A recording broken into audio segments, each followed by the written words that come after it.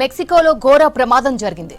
San Matteo అటెన్కోలో అత్యవసర landing ప్రయత్నంలో private jet కుప్పకూలింది. ఘటనలో 7 ప్రాణాలు కోల్పోయారు. అకాపుల్కో నుంచి టోలుకా ఎయిర్పోర్ట్ కు వెళ్తుండగా ఈ ప్రమాదం జరిగింది. విమానం సాకర్ మైదానంలో ల్యాండ్ అయ్యేందుకు ప్రయత్నించగా అదుపు తప్పి ఓ ప్రైవేట్ కంపెనీ పైకప్పును ఢీకొట్టింది. భారీగా మంటలు చెలరేగడంతో కంపెనీలో పనిచేస్తున్న దాదాపు 130 మందిని తరలించారు.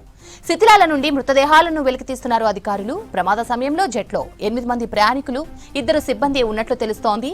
ఇప్పటి వరకు 7 మృతదేహాలను మాత్రమే బయటకు తీశారు. శిథిలాల కింద మరికొందరు ఉన్నట్లు సమాచారం.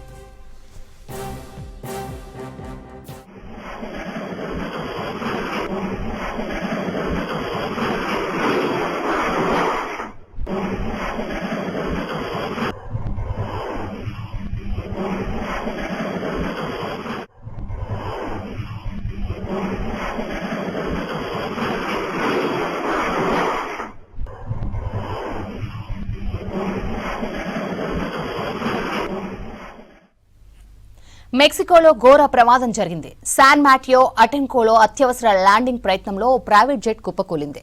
ఘటనలో 7 ప్రాణాలు కోల్పోయారు.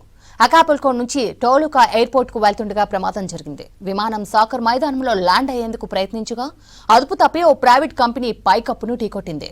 భారీగా మంటలు చెలరేగడంతో కంపెనీలో పనిచేస్తున్న దాదాపు 130 మందిని తరలించారు.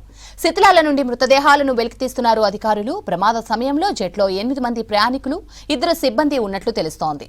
ఇప్పటి వరకు 7 మృతదేహాలను మాత్రమే బయటకు తీశారు. శిథిలాల కింద మరికొందరు ఉన్నట్లు సమాచారం.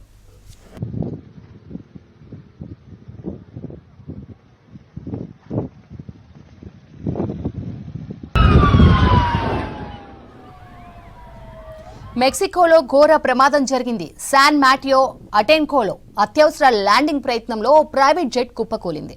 ఘటనలో 7 ప్రాణాలు కోల్పోయారు. అకాపుల్కా నుంచి టోలుకా ఎయిర్పోర్ట్ కు వెళ్తుండగా ప్రమాదం జరిగింది. విమానం సాకర్ మైదానంలో ల్యాండ్ అయ్యేందుకు ప్రయత్నించగా అదుపు తప్పి ఓ ప్రైవేట్ కంపెనీ పైకప్పును ఢీకొట్టింది. భారీగా మంటలు చెలరేగడంతో కంపెనీలో పనిచేస్తున్న దాదాపు 130 మందిని తరలించారు. శిథిలాల నుండి మృతదేహాలను వెలికితీస్తున్నారు అధికారులు. ప్రమాద సమయంలో జెట్లో 8 మంది ప్రయాణికులు, 2 సిబ్బంది ఉన్నట్లు తెలుస్తోంది. ఇప్పటి వరకు 7 మృతదేహాలను మాత్రమే బయటకు తీశారు.